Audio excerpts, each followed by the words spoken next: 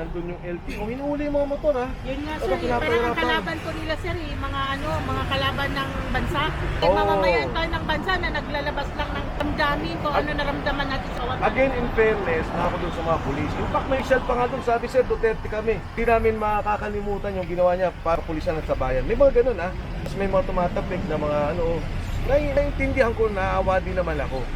Rin sa punto na talaga malawakan na yung pagkilos ng pulis para sa pagsunod sa illegal na order ng administrasyong to. Sir Mike, mabilisan lang po Oo, tayo sa akin okay. po ng ABS-CBN. Sir, just kindly explain to us ano po ang program na mangyayari po for today, sir?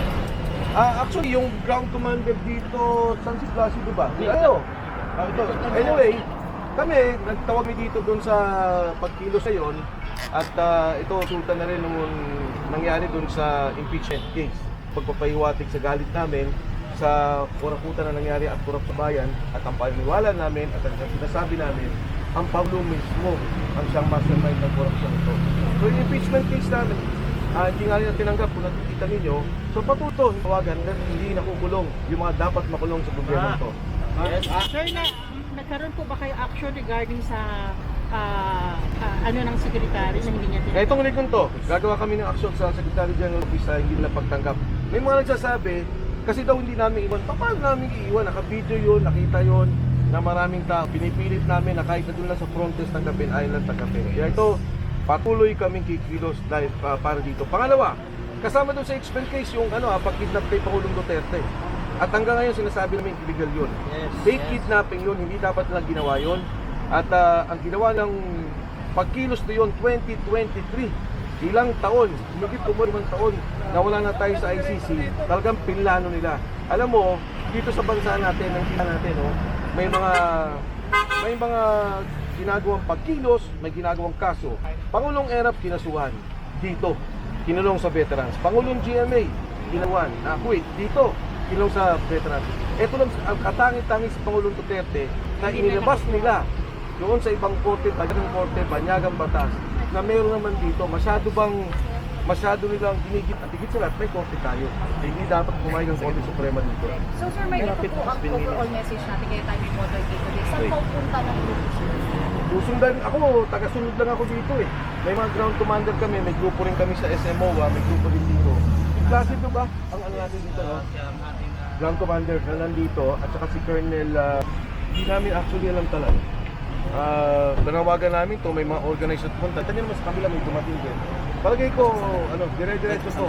Kung hindi lang ngayon, kundi sa darating na panahon, kung saan kami mapunta, kung kinakailangan magpunta namin sa Fort Park, sa dalahan ng pera, o sa Malacanang, kung saan ang pumupunta yung korupsyon, pupunta kami doon. So sa kanya po sir, one last question na lang. From here po kayo po dito sa EDSA, point.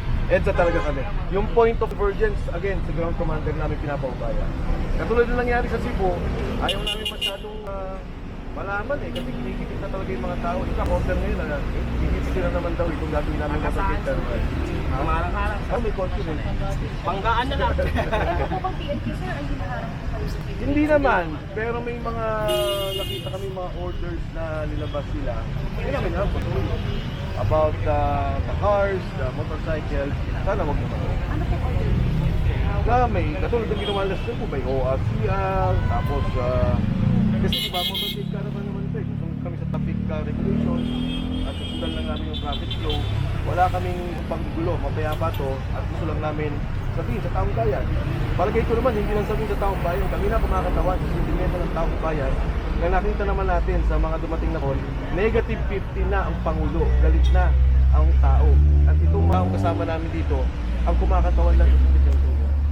Sir Mike, maraming Thank salamat. you, maraming salamat. Okay. Walang titigil hanggat walang bumababa. Corpus resign! Ang panayam kay dating Congressman Mike Wilson.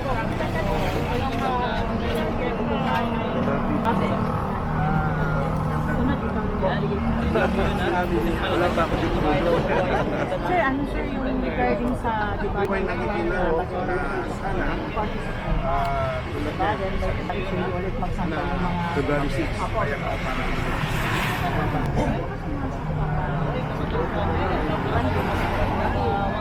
sa mga kaibigan natin sa Kongreso, sa mga nakakausap ko.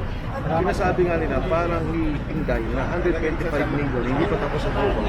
I-impeach ko. Itong 1 billion pinag-usapan. Delivery 800 million, 1 million, 2 billion. So ito yung mga pinag-usapan nila. Tagay ko, sana. Huwag na nilang tulak pa rin. Sir, may iba naman tayo regarding naman sa health, kalusugan ng Pangulo. Ayon kay Clear, malakas na, di ba nagtatawanan sila. Yun po ba sa tingin mo? Alam mo, ang kalusugan kasi ng Pangulo, hindi naman private affair yan eh. Hindi pa ito. Kailangan malaman ang bansa yan. Kung araw, pagka ang Pangulo, nagkakaroon ng CGMA, magkakaroon ng medical bulletin, nire-report, pinapataw. So hindi ko alam bakit ganun yung kanilang ginagawa, parang may tinatago sila. Mas mapa nga yun. Kailangan malaman ng taong bayan at kailangan malaman ng taong bayan kung ano ga ang kalagayan ng kasi nga, hindi na lang ito usaping privado, hindi lang ito usaping kwentuhan. Ito may implikasyon ko sa seguridad, may implikasyon ko sa ekonomiya, may implikasyon ko sa pangkahalatang kalagayan ng bansa. So sir, dito naman sir, ang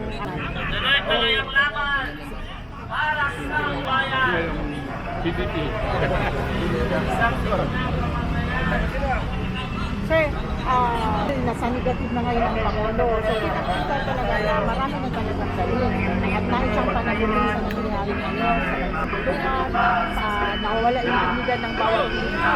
Tapos, siyempre yung piso, hindi tapos, tuloy. Ngayon, sir, marami po nananalangin ng mga Pilipino, sir, na sana makakatulad din sa ibang. Mabuhay Pilipinas! Okay, go. Mabuhay Pilipinas! Okay pa ba ang lahat? Panawagan, bakit po tayo sumama dito sa motorcade caravan ngayong araw na po dito? Obvious ba? Bilang Pilipino, ano bang silbi natin sa bayan kung patuloy tayong mananaig sa mga nangyayari ngayon na pagnanakaw sa kaban ng ating bayan? So, kung hindi po ako pumunta dito, sino pa ang hindi pupunta? Diba? Hindi ba ako Pilipino para ibaliwalang mga nangyayari sa bansa.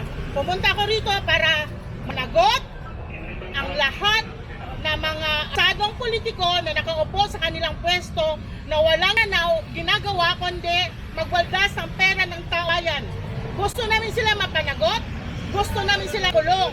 At ang namuno nito, nais namin makulong. Hindi pwedeng magkasakit lang. Dapat dito magkaroon ng halimbawa na mapanagot talaga dahil business na ito nangyari. Tingnan mo si artista Bong Rebella, di ba? Hindi pa siya nadala sa nangyari noon, nakulong na siya, naulit muli, tapos ngayon nandamay pa ng iba, di ba? So, dapat talaga magkaroon na, ang panawagan namin talaga sa totoo mula sa aming puso, gusto namin ibalik ang bitay. Dahil kung may bitay, wala gurong takot ang bawat tao o bawat politiko na upo sa kanilang posisyon na magnakaw ang pera ng kaban ng bayan. Itong flood control scandal. Sorry, galit ako, Okay lang, ma'am. Pumutok ito sa termino ng President Bongbong Marcos. Satisfied po ba kayo ngayon sa investigasyon sa flood control scandal po? At saka, do you share same sentiment yung panawagan na bumaba sa pwesto si... Ay, of course! Yan basta bumaba! Pero rin yun. Ang flood control na yun, ano yun? Para mananatili safe awat mamamayan ng bansa. Mga proyekto na dapat makita ng taong bayan. Subalit ang ginagawa nila, masarap pa ngayon ang bawat flood control ang nakikita natin mga diba? Mabilis masira. Diba? Substandard? Maganda ba sa paningin yun? Dapat sabihin niya, lang niya nalaman na ano daw nakawan sa kanyang administration, hindi niya alam. Ano yung Pangulo siya? Diba? Pinirmahan niya yun, nilabas sa kanyang opisina, jet.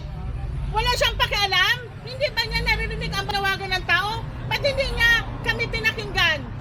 Halos mag-isang taon na kami nanawagan sa kanya. Pakinggan niya ang kalapastangan, ang pagnakaw sa kaban ng bayan. Diba? So, nais namin ngayon, hindi lang sila basta bumaba, managot. At gusto namin sa Senate, Congress, kung totoo, lingkod kayo sa bayan, ipatupad nyo ang bitay.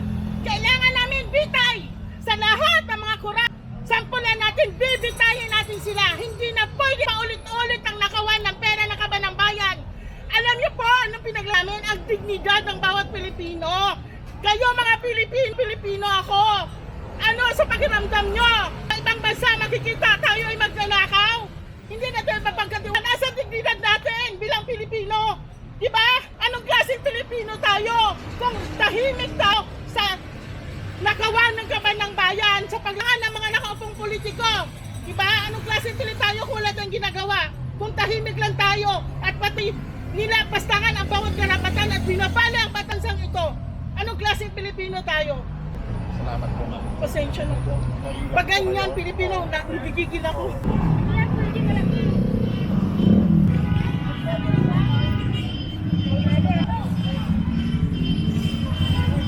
Ayan. Ayan, no! Ayan!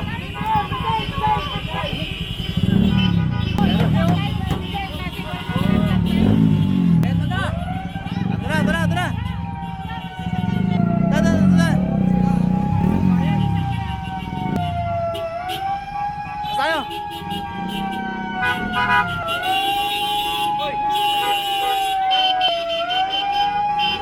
Walang sakyan! Walang sakyan!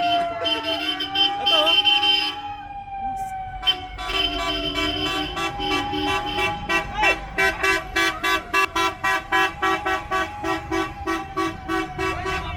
Ayun, kasta yun! Ika lang pre, pabalik naman yan sa dito eh. Oh, dito lang tayo. Parahin mo na. Hoy! Atty. Topacio! Atty. Ang kiyopasin mo ah! Laka! Kiyopas sa sakyan! Sakyan? Wala amin. Okay lang.